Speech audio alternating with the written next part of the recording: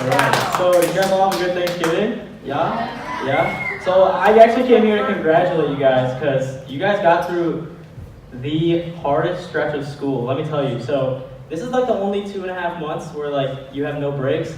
Like school's already over, guys. Like I just wanted you to know that. Like you got a month and then you got Christmas break, which that month you basically are not doing anything. And then you got like 3 weeks of Christmas break, and then you got the next month you got midwinter break, which who even knows what that's for, but you got that. You got a week off.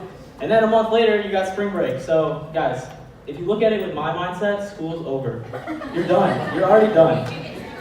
Yeah, so, but make sure you still get good grades. You have to get good grades though. That's the most important part. All right, let's bring it back in, sorry. So yeah, we're in our 4th week of the Deep series, as you heard, with the stunning voiceover. Yeah, but we're gonna be talking about like things that are gonna help like us grow our faith. And this week, we're just gonna be talking about how God uses our tough times to grow our faith. So we're actually just gonna get right into a story. So yeah, middle school was the hardest parts of my life. I found like me just struggling the most there. I just couldn't find like socially where I was. And then this just added on to it. So it was one night, my parents told us that they were gonna have a talk at the kitchen table, and which is weird because you eat dinner at the kitchen table. So I was like, and I'm the oldest of 3 siblings, or 2 siblings, not 3. And so they sat us down and just basically told us that they were getting into divorce, and that was just not an image I ever pictured in my family. Like my parents fought a lot, and like I knew that, but I never thought it was going to get to the point where divorce would happen. And so I took that really hard. Like my brother and sister were at the other side of the table, and they're bawling their eyes out. And then there was just me, and I sat there and just didn't even like budge. I just sat there like what just happened? Like I didn't even know what to think. And that was like the first point in my life I realized that I like stopped crying. Like it sounds weird, but like I stopped I'm pretty emotional, like I thought I was, but I just like stopped caring to cry, and I felt like I needed to hold my like tears back, because I felt like if you were emotionally intact, that you're intact, your life is intact if you can be emotionally good. Which is so false. It's not a good mindset. Like crying is good.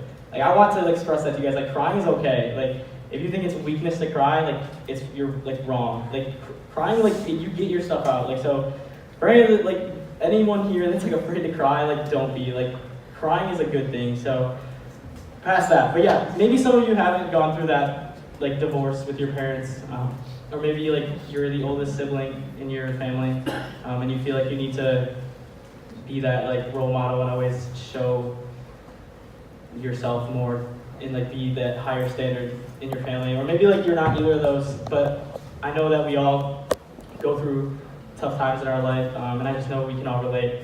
And so middle school is actually the hardest points. I think for me it was really hard. Like you are in school, you're just starting middle school for some of you are just at the end of middle school and you're going into high school. And you just don't know where you fit. Like sometimes your friends, like you don't know what friend group you fit in. You feel like you don't have any friends. You feel like some of those friends might not be your friends later. Or we even get in like our family, like siblings get into fights. We have family struggles that we deal with a lot in middle school. And once we're in middle school, like that's when our mind starts to understand these things. And just starts to like understand. So you start to like realize more of these things in your family, which is harder. And school is hard. And I would know, I was not good at school, guys. Like I was horrible. But the stress and anxiety of school like weighs on you a lot, and especially in middle school. Because like I remember my teachers just always telling me like middle school is gonna prepare you for high school. And so I'm always like, oh well, like if I'm not doing good in middle school, then like I'm not gonna do good in high school. So like you're just always stressed about school, and like I understand that's hard, especially for middle schoolers, because elementary school you're kind of babied, and then middle school is like they kind of just let you off on your own. So it's just kind of harder to just like get in that mindset of like going home and studying, and then you got a test tomorrow. You also got 5 other classes you got to worry about, and it's hard. I understand like the stress and anxiety builds, and like especially like in middle school is when you start to worry about your future. And I found myself doing that a lot. I had people ask like, "What do you want to do when you grow up, Jordan?" Like, I don't know. I still don't know what I want to do. Like, it's okay to not know what you want to do when you grow up. Funny story. I I took a class called Career Cruising in 7th grade. Does anyone have like that class in their school? Yeah? I'm at 7th grade, yeah. Yep, okay, so that class is in school. So for those of you who don't know what that is, it's like basically a class that goes for the whole semester, and it just tells, like, you take some tests, and it will tell you like a top 10 ranking, or this was my idea, it gave you like a top 10 ranking of what it was. And so I was like, all right, I'm gonna take this class, I'm gonna figure out, I'm gonna be an astronaut, or whatever it tells me. So, so I take the test, it took me like 2-3 days to like finish all these consistent questions, and had to go through like just answering a bunch of stuff. And I get my top 10, and I'm like so pumped for it. I'm like, let's go. Like, what am I gonna be? Like, ready to see an athlete, or ready to see like a businessman or entrepreneur. Nope. You know what Jordan gets? He gets a dancer. A dancer. I can't even touch my toes right now. Like, I was so hurt. That hurt me. I was like, you careercruising.com? Are you serious? Like, you want me to be a dancer? I was like, and so I was like, whatever. Like, I'm done. Like, I don't even want to like worry about my future. And so I feel like, yeah, it's hard. Like, we worry about our future a lot, and like, so don't worry about it, guys. Like, I don't even know what I want to do when I graduated high school last year. So, yeah, sounds funny. Yeah, but even some of us, we're going through like an amazing like season in our life right now, and we feel like everything's just going right for us.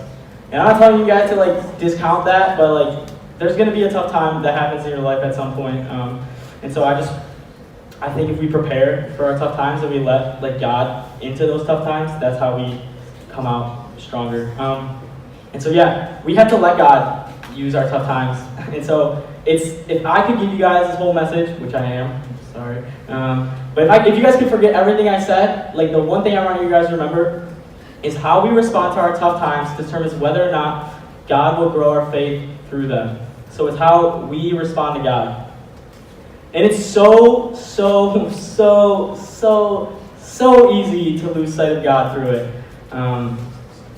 Because you feel like some of you, like when that tough time happens, you just question God, and you just feel like, well, why would I go to this person that you feel that let you down? So it's hard for you to grasp that, and I understand. But we're actually going to be going into the Bible, and so we're going into the book of John. And so in the book of John, we're in chapter 11. It's based out of the town of Bethany. And so there's a guy named Lazarus, and he's very, very sick, very ill. And he was a very good friend of Jesus. And he was also the brother of Mary and Martha. And so he was, like I said, he was very sick. And so he was basically on the verge of dying. And Jesus and his disciples were off, and I read on it more, and it says that he was about 1 day's walk away from where Lazarus was. So we're in the town of Bethany. He was about a day's walk away from there with his disciples. And so Lazarus actually died. And when Jesus got word that Lazarus was sick, like, his disciples were like, we should go to Bethany. But Jesus was like, no, like, we're going to stay put. And he stayed put for 2 days. And so this is where we pick up in the story. And so it says, Martha said to Jesus, Lord, if you had been here, my brother would not have died. But even now I know that God will give you whatever you ask. So right off the bat, Martha is not happy. She is like, Lord, like, where were you? Like, my brother's out here dying and you're taking your time. She was mad. But like, the thing I want you guys to know is that at the end of it, it says, but even now I know that God will give you whatever you ask. She still believed in God. Like the toughest time probably came up in her life was when her brother died, which just happened, and she probably was like so rushed with emotions, and then for her to just still be like, but God, I still trust you. I just think that's so important. And so we continue, and it says, when Jesus saw her weeping, and the Jews who had come along with her also weeping, he was deeply moved in the spirit and troubled, and said, where have you laid him? And come and see, Lord, they replied. And then it says, Jesus wept. That's powerful. Jesus wept. That's the shortest verse in the Bible, and I think it carries the most power out of any verse in the Bible. Because for me, not just when I was in middle school, even like sometimes in high school, I felt like God was just that high in the sky, like we see in the movies, like the gods, like of the Percy Jackson, like the gods of like the lightning, like that's how I pictured God. I thought he was just like that God in the sky that just looked down on us.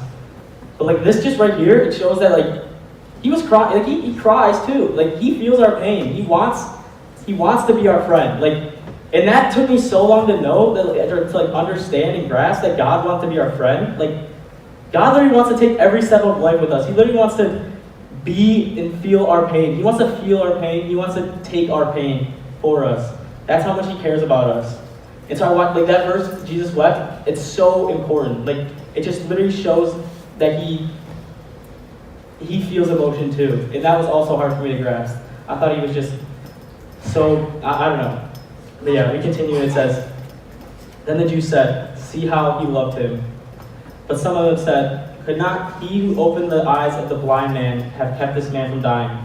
So basically they're saying, like, this guy has opened the eyes of a blind guy. He's healed the sick before. Like, what was so different about this time? And they like immediately lost faith in him.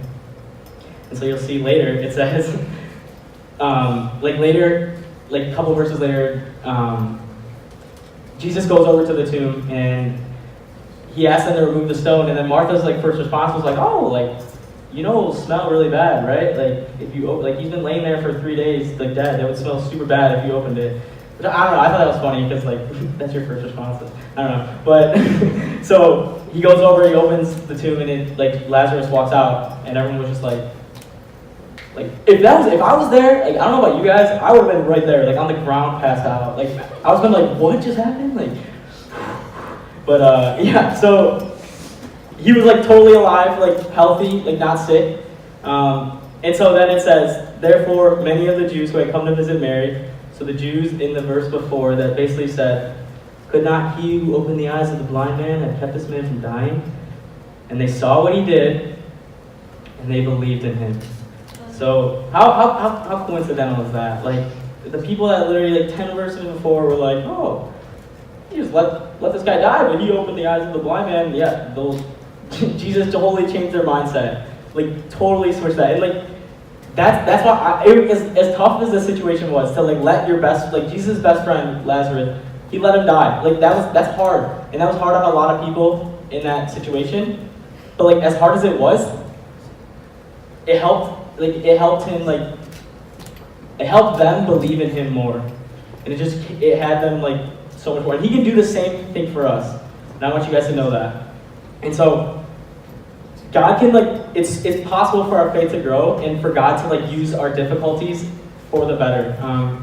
And I think it's possible, like, to go into a tough circumstance, like loving God, but I think it's also possible, like, going out of that circumstance, like loving God more than you did before, because it's how we respond, right, guys? Remember that? Remember, if you guys forget anything I say, remember, it's how we respond to God in our tough situations.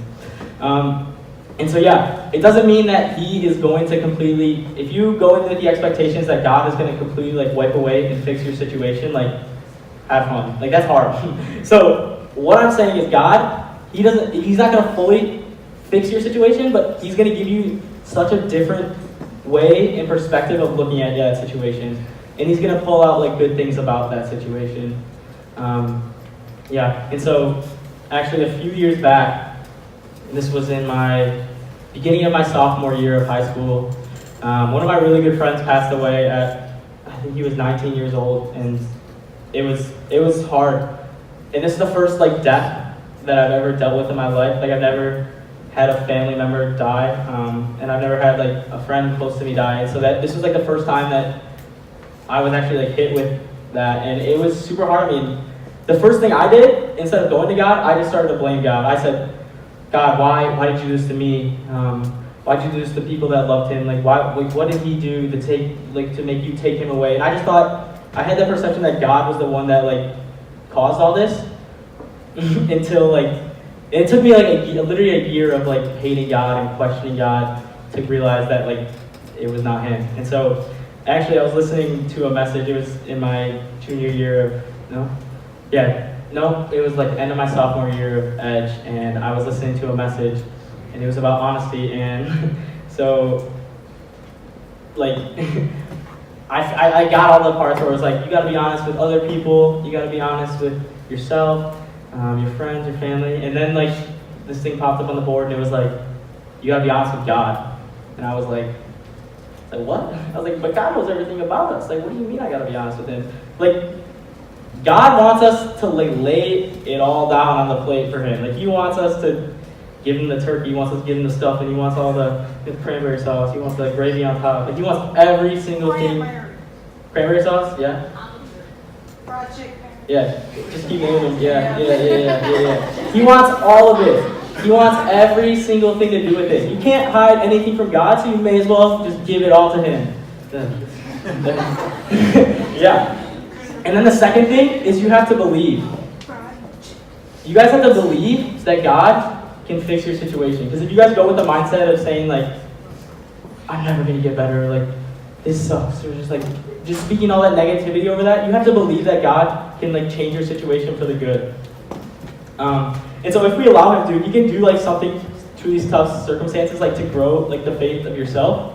And while he's growing the faith of yourself, this might not even like come to your head, but like as you're changing, like the people around you, they're all going to be seeing like the change in you. They're going to be seeing like wow, like something's really different about that person. Like there's something really unique that I just love about that person. I want to know why. And that could just lead to so many conversations, and that could lead to maybe even you telling them about God, inviting them to Breakaway, and that could just lead to life change, like in your family and your friends. So as you think he's just changing yourself, he's changing all the people around you. And so just remember that God can use our tough times to grow our faith. And so what I want to do now is we're gonna go into like a little response moment. So I'm gonna have all of you guys close your eyes. This is a very serious moment, so I don't want anyone talking. I don't want any goofing around. I just want this to be serious. I want this to be with yourself. So if you guys could all just take a deep breath in and a deep breath out. Maybe do that one more time.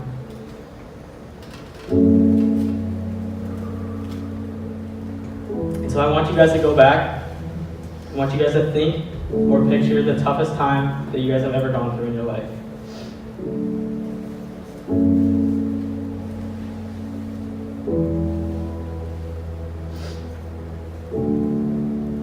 And then so once you got that picture in your head, I want you to ask God where he was in that time, because he was there.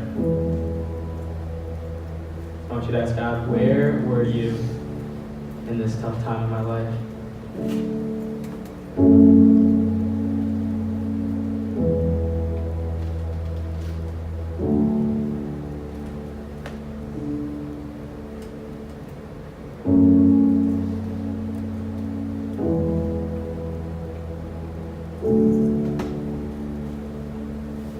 And then the one last thing I want you guys to ask is I want you guys to ask God what he wants you to know about that tough time.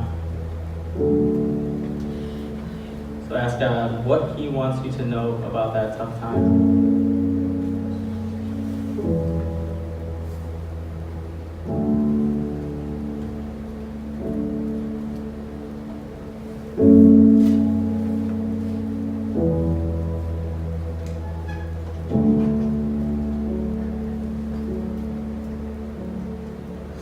God, I thank you for everyone in this room.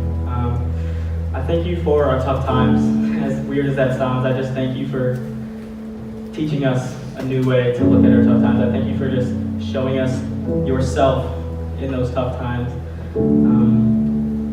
I just pray that as hard as it was to look back at our tough times, that you taught us something new about our tough time, and you just showed us a purpose for that tough time. And I pray these things in your name.